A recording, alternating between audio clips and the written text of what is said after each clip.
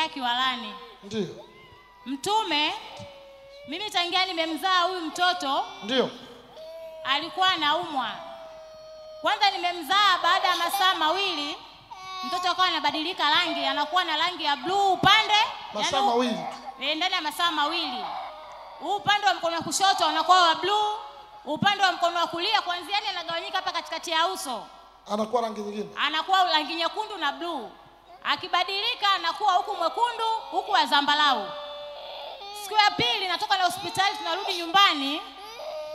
Akatoka na vipele mwili mzima, yani kama vipele vya joto. Ndio. Ndipo shida ilikoanzia hapo. Nikaanza kuhangaika hospitali. Naenda hospitali naambia mwanangu ana shida yoyote. Nilimzaa mtoto wangu na kilo 3 na gramu 800. Lakini ndani ya mwezi mmoja mtoto alikuja kuisha. Yani kama alikuwa ananywea. Basi. Akaisha. Mtoto akaisha. Akaisha, yani kama alikuwa ananywea. Basi nikaanza kuhangaika na hospitali, naenda ugonjwa uonekane. Kuna jirani yangu akaja hapa mwezi wa 7, alikuja kuchukua maji ya siku 7. Ndio. Akanywa mtoto. Alipokunywa nikarudi tena hospitali. Kwenda hospitali wakaniambia mwanao ana TB. Akaanza kutumia dawa za TB. Kwenda tena mtoto bado anaumwa, hali ni mbaya. Nikaambiwa mwanao ana ugonjwa wa moyo. Yaani alikuwa anapumua kama mbwa, vile afanya ana ugonjwa wa moyo. Kwenye mfumo wa upumuaji. Nikaenda tena, nikaambiwa mwanao ana siko seli. Na ilikuwa kila baada ya miezi 3 anapewa dawa za kuongeza damu. Kila baada ya miezi 3. Mtoto anaumwa, analia masaa 24. Kichwa kilikuwa ni cha moto. Yaani ile nepi nzito ninailoweka kwenye maji, nikimuweka ndani ya dakika 30, ile nepi inafoka moshi, inakauka, inakuwa kavu. Mtoto analia kuanzia usiku mpaka asubuhi saa 11. Ndio.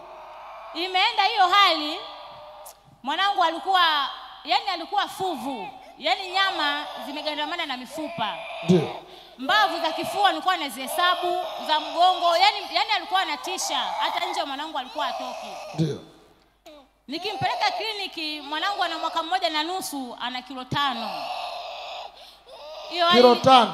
Kilo 5, mtoto wa mwaka 1.5.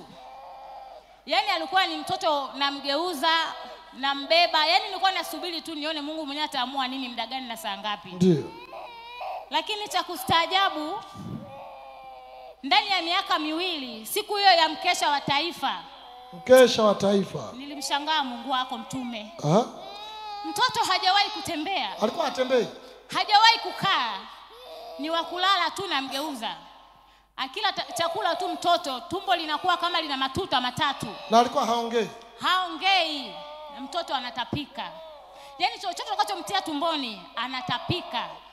Basi mtoto alikuwa ni wa kugeuza. Mpaka kuna majirani zangu wengine nilikuwa nimezaa nao mwaka mmoja, wanasema wewe mtoto mbona au mtoi ndani mtoto wako? Mliokuwa mnaishi nao? Majirani ambao tulizaa wote mtoto mwezi mmoja tulifuatana. Nikiona watoto wenzangu wanacheza nje, mtoto wangu hatoki. Wananiuliza mbona mtoto wako hatoki ndani? Mimi nawajibu kwa nini maana ya geti?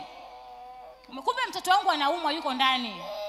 Nikisema nafunga safari na kuja Kawe au naenda hospitali, nilikuwa namsunda mtoto nguo 10.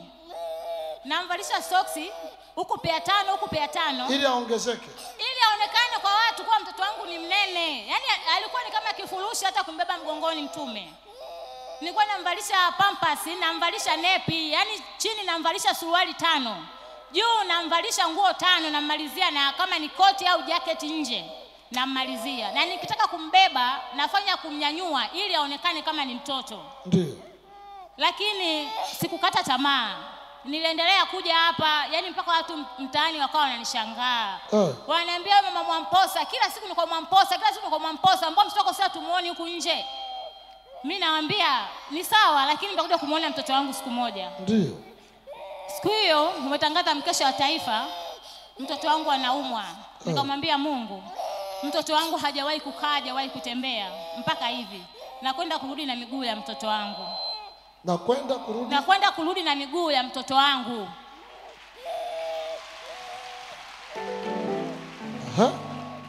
Siku nimefika pale taifa, tumekaa, tumesifu.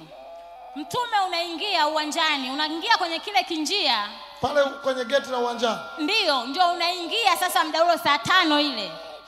Sisi tulikuwa tumesimama tunakushangilia unavyoingia pale uwanjani. Mtoto wangu alikuwa amelala chini. Umemlaza chini? Alikuwa amelala chini. Yaani hata sielewi. Mwanangu alisimama, hata aliposimama mimi sikumuona.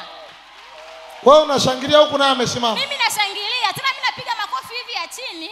Yeye alisimama akawa anapiga makofi ya juu hivi. Mimi nikashtuka, nikamwambia mwanangu utaanguka. Mtume mwanangu alikuwa hajawahi kuongea. Akaniambia niache, ananitoa mikono. Ananiambia niache.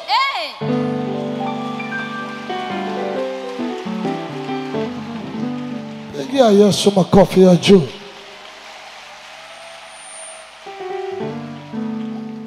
Siku hiyo Mtume ndio nilisikia sauti ya mtoto wangu. Na kwa mara ya kwanza ndio mtoto alisimama pale. Kwa mara ya kwanza? Kwa mara ya kwanza miaka 2. Ndio unasikia sauti yake? Nasikia sauti yake. Mtoto ndio anasimama. Basi mimi nilishuka tu na butwaa, nikabaki namwangalia. Ulivyoingia madhabahuni tukakaa chini. Yaani hata ile furaha, yaani nilikuwa kama nimemwagiwa maji ya baridi nilipokuwa nimetota. Najifikiria imekuaje mtoto wangu. Basi baada ya ibada imeendelea, asubuhi tukarudi nyumbani. Kurudi nyumbani baada ya siku 3.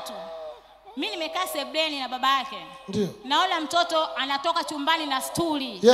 Yeye mwenyewe anaiburuza stuli anatoka nayo sebleni. Baada ya siku 3.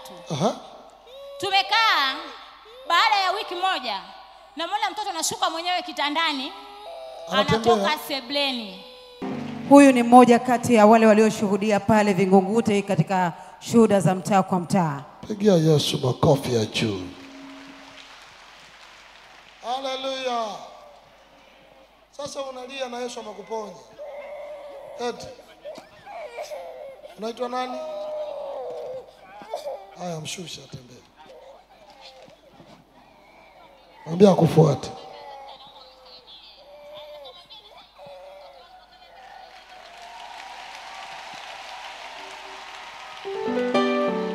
Pigia Yesu makofi mazuri. Arise. Nani mponyaji? Mwinue mtoto wako nimbariki. Atakuwa mtoto wa baraka. Watoto wengi wanapitia vita hizi, watu wanakuwa wameshaona watu wa giza. Sasa nilipoingia pale uwanja wa Taifa, wengine walikuwa hajui nini kinaendelea, miujiza ikiendelea kutokea. Na nataka nikwambie, Jumapili on Sunday tunakula mwili wa Kristo hapa. We are eating the body of Christ. Na utakapokunywa damu ya Yesu unakula mwili wa Kristo. When you partake the blood of Jesus and the body of Christ, unatangaza mauti ya Kristo mpaka ajapo. You are proclaiming the hukumu kinyume cha adui zako. Judgment against your enemies. Hallelujah. Kama ni mgonjwa atapona. If it's the sick will be healed. Kama ni aliyefungwa atafunguliwa. If it's bound they will be delivered. Anaitwa nani? Anaitwa Grace. Grace. Grace, jina zuri kabisa. Grace nakubariki. Utakuwa kimo na hekima, ukimpendeza Mungu na wanadamu. Atukuzwe Mungu aliyekuponya, in Jesus name. Siko seli imeisha au ipo tena? Hana siko seli wala hana TB. TB hakuna? Hakumaliza, alikuja miezi 3 mpaka madaktari ananiuliza kwani ulienda wapi? Wanakuuliza ulienda wapi? Nikamwambia nileta Kawe kwa Mamposa. Wakaniambia endelea na imani yako hiyo hiyo. Pigia Yesu makofi. Arise. Haya, ubarikiwe sana. Na wewe pokea baraka. Mungu atakuongeza na kuzidisha na ukazidi kustawi. Amen. In Jesus name. Alafu niliweka nadhiri, nilikuja kutoa na nadhiri. Ulikuja kutoa na uliahidi kwa Mungu? Uliahidi kwa Mungu? Namwambia Mungu kuniponya mwanangu nitakushukuru. Haya, weka tumshukuru Mungu. Hallelujah.